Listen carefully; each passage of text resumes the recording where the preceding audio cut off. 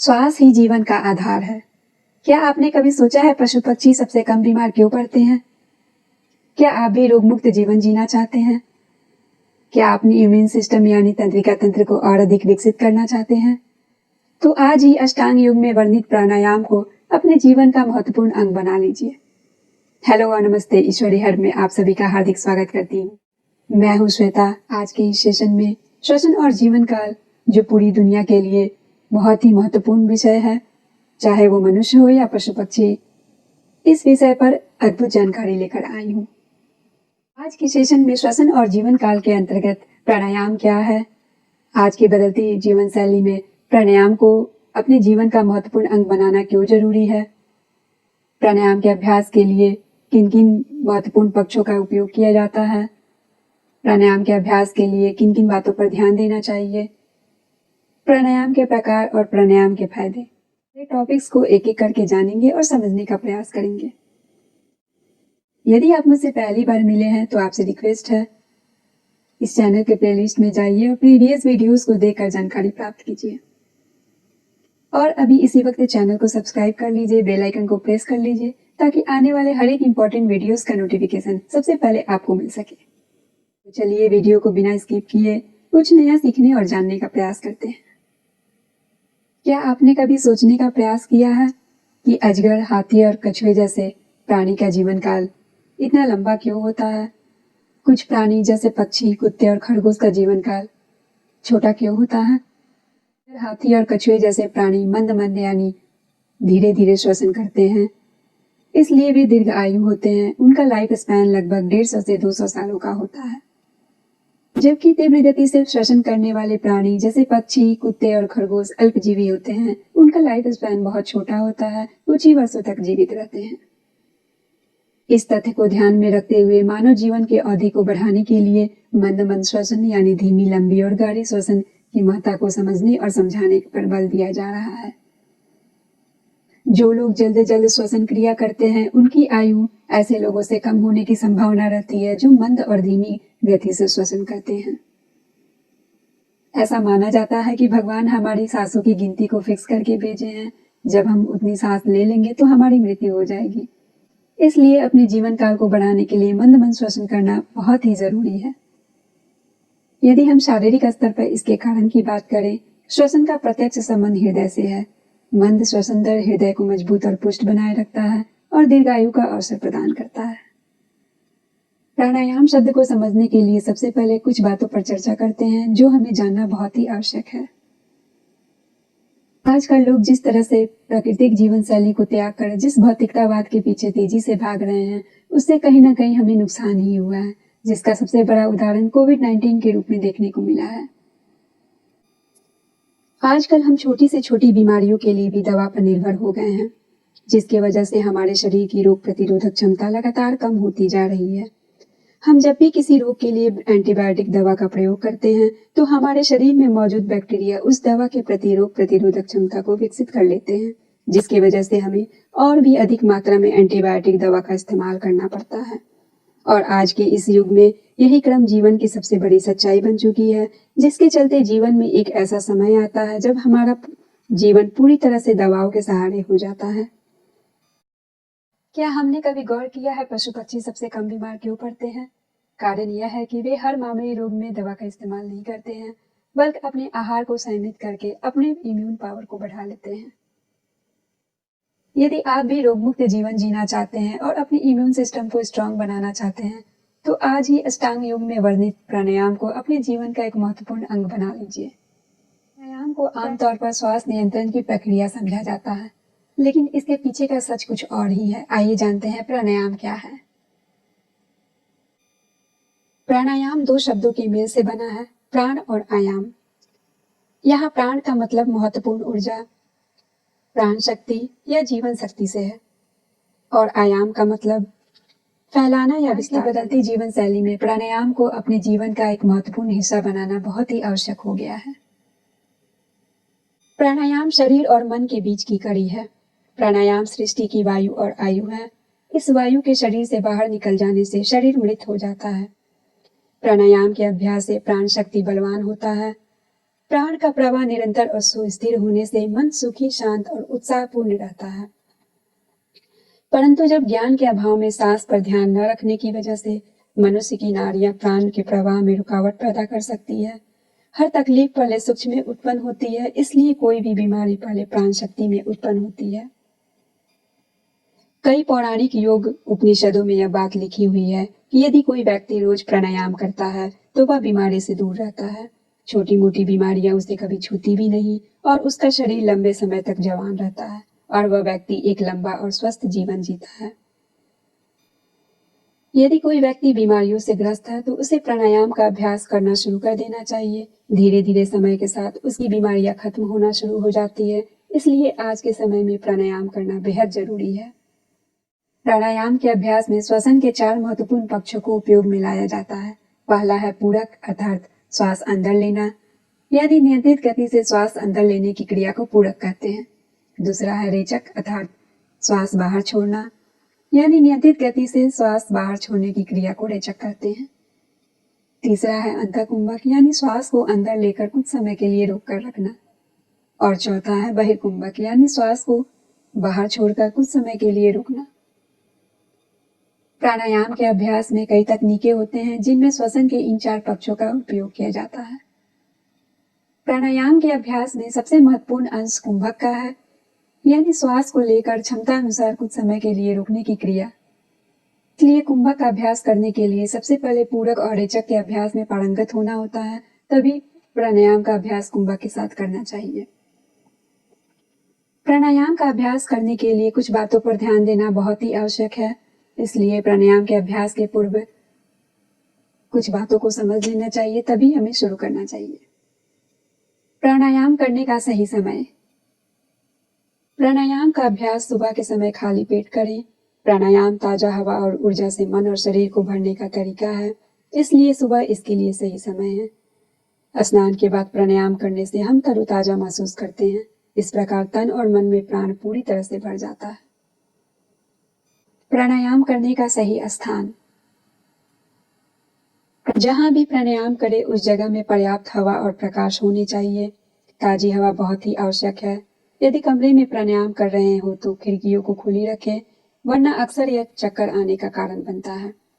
जगह शोर मुक्त होनी चाहिए ताकि अभ्यास पर ध्यान दे सके। प्राणायाम करने का सही तरीका। फर्श पर चटाई या योग मैट बिछाकर किसी भी ध्यान के आसन में बैठ जाएं, जैसे पद्मासन, अर्ध पद्मासन, सुखासन या वज्रासन। यदि कोई भी समस्या हो या जमीन पर बैठने में परेशानी हो तो कुर्सी पर बैठ सकते हैं।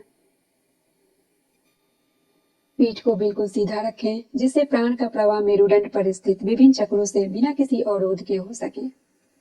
आंखों को बंद रखें और ध्यान को भ्रूमध्य यानी दोनों भौहों के बीच टिकाए रखें। पूरे शरीर को शिथिल कर लें। शरीर में किसी भी प्रकार का तनाव नहीं होना चाहिए। प्राणायाम करते समय हमारी मानसिकता कैसी होनी चाहिए? मानसिक स्थिति बिल्कुल शांत होना चाहिए। कोई भी जल्दबाजी ना करें, एकदम रिलैक्स रहें। दिमाग में कोई भी अतिरिक्त विचार को ना आने दें। ध्यान को भ्रूमध्य में टिकाकर अपने इष्ट का दर्शन करें। यदि आपका मन विचलित हो या यदि आप जल्द में हैं तो उस दिन के लिए प्राणायाम ना करें। प्राणायाम की अवधि यानी प्राणायाम का अभ्यास कितने समय तक के लिए करें? शुरू में प्राणायाम का अभ्यास 3 से 5 मिनट तक ही करें और धीरे धीरे इसकी अवधि को बढ़ाएं। हाई बीपी पेशेंट्स को धीमी गति से इसका अभ्यास करना चाहिए और वैसे लोग जिसका हाल ही में आंख का ऑपरेशन हुआ है उन्हें कम से कम 6 मंथ तक प्राणायाम का अभ्यास नहीं करना चाहिए। प्राणायाम का प्रकार। प्राचीन भारत के ऋषि मुनियों ने ऐसे कुछ सांस लेने की प्रक्रियाएं ढूंढी जो शरीर और मन को तनाव से मुक्त करता है। प्राणायाम मुख्यतः 3 प्रकार का होता है। पहला उष्मादायक प्राणायाम यानी गर्मी उत्पन्न करने वाला प्राणायाम। इसके अंतर्गत कपालभाति और भस्त्रिका प्राणायाम को सम्मिलित किया गया है। कपालभाति प्राणायाम का अभ्यास नाड़ियों की रुकावट को दूर करने के लिए किया जाता है। इस प्रकार प्राण का प्रवाह पूरे शरीर में होता है। यह अभ्यास शरीर के विसरण के लिए भी उपयुक्त है। भस्त्रिका का अर्थ होता है धौकनी। लोहार कोयले की आंच को तेज करने के लिए एक उपकरण का यूज करता है जिसको धौकनी के नाम से जाना जाता है। भस्त्रिका प्राणायाम में प्राणवायु यानी श्वास को विस्तार देने के लिए धौंकनी के भांति तेजी से सांस को बाहर छोड़ा जाता है, साथ ही उतनी तेजी से सांस को अंदर लिया जाता है। प्राणायाम का दूसरा प्रकार है संतुलन के प्राणायाम। इसके अंतर्गत नाड़ी शोधन प्राणायाम को शामिल किया गया है। नाड़ी शोधन प्राणायाम को समझने से पहले नाड़ियों और चक्रों को समझने का प्रयास करते हैं। हमारे शरीर के अंदर 72,000 नाड़ियां हैं, जिससे प्राण शक्ति का प्रवाह होता है। यह नाड़ी का मतलब धमनी या नस नहीं है। नाड़ी वह रास्ता है जिससे प्राण का संचार होता है। इन 72,000 नाड़ियों का कोई भौतिक रूप नहीं है। यदि शरीर को काट कर इन्हें देखने की कोशिश करें तो भी उन्हें हम खोज नहीं सकते हैं।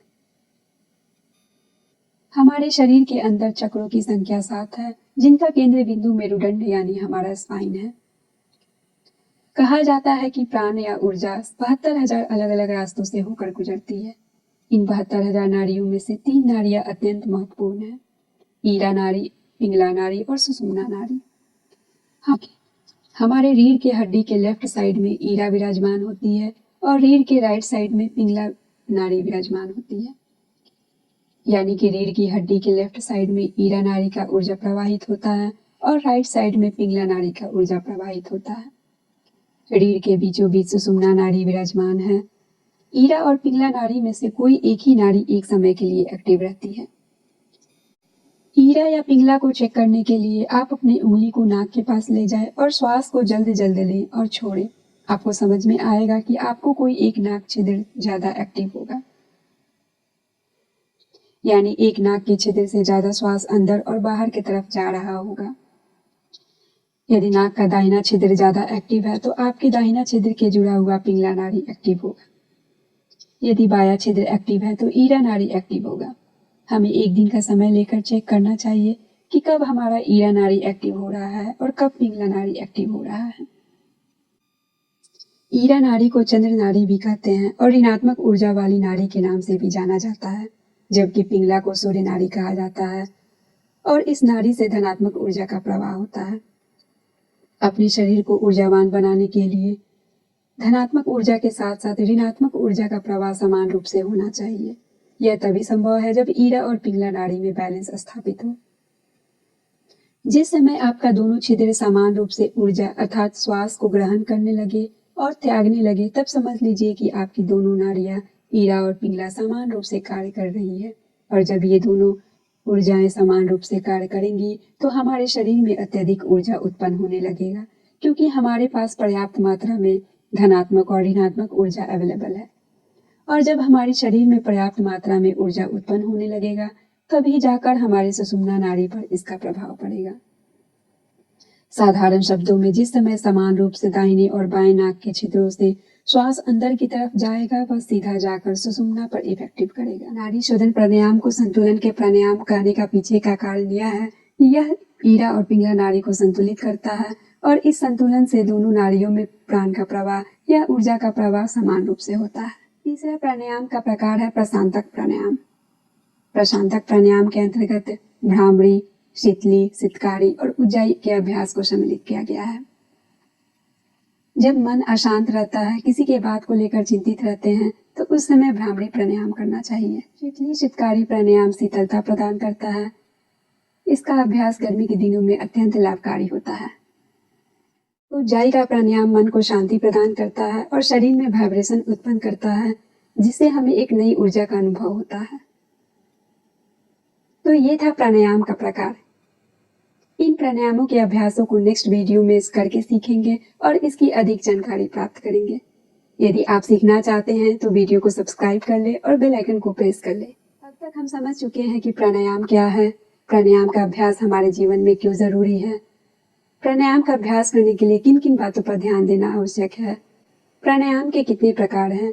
तो चलिए अब झट से जान लेते हैं कि प्राणायाम के फायदे क्या क्या है। प्राणायाम का अभ्यास करने से शरीर, मन और आत्मा में तालमेल बनता है। इसके अभ्यास से मन स्थिर होता है और दृढ़ इच्छा शक्ति प्राप्त होता है। नियमित रूप से प्राणायाम करने से व्यक्ति दीर्घायु होता है। तनाव, अस्थमा और हकलाने से संबंधित विकारों से छुटकारा दिलाने में प्राणायाम का अहम रोल है। इसके अभ्यास से प्राण शक्ति की मात्रा और गुणवत्ता बढ़ता है। बंद नाड़ियों और चक्रों को खोलने के लिए प्राणायाम का अभ्यास जरूरी है। मन की एकाग्रता शक्ति विकसित करके मानव को शक्तिशाली और उत्साहपूर्ण बनाता है। यह शरीर से विषाक्त पदार्थों को हटाकर शरीर में ऑक्सीजन की आपूर्ति को बढ़ाता है। प्राणायाम के नियमित अभ्यास से पेट संबंधित रोग जैसे कब्ज, एसिडिटी और गैस जैसा समस्या दूर होता है। फेफड़ों को मजबूत बनाने में और तमाम गंभीर बीमारियों को खत्म करने में प्राणायाम का अभ्यास सही साबित होता है। प्राणायाम के अभ्यास से मन मस्तिष्क की सफाई होती है और इंद्रियों द्वारा उत्पन्न दोषों को दूर किया जाता है। अंत में कहना चाहती हूँ, शरीर से प्रेम है तो आसन करें, सांस से प्रेम है तो प्राणायाम करें, आत्मा से प्रेम है तो ध्यान करें और परमात्मा से प्रेम है तो समर्पण करें। प्राणायाम का अभ्यास किसी के दिशा निर्देश में करें, इसकी सही विधि को जाने समझे और तभी शुरू करें, अन्यथा इसका बुरा असर शरीर पर देखने को मिल सकता है। तो ये था प्राणायाम की पूरी जानकारी। आई होप आप सभी को बहुत कुछ नया सीखने को मिला होगा। यदि इस वीडियो में कोई वैल्यू मिली हो तो प्लीज़ वीडियो को लाइक करें, कमेंट करें और अपने फ्रेंड्स, फैमिली, कलीग्स और रिलेटिव्स में शेयर करके उनको भी प्राणायाम के इस महत्वपूर्ण जानकारी का हिस्सा बनाएं। उन्हें भी स्वस्थ और दीर्घायु बनाने में उनकी भी मदद करें। और चैनल को सब्सक्राइब करना ना भूलें, क्योंकि अगली वीडियो में आपको सीखना है प्राणायाम का अभ्यास।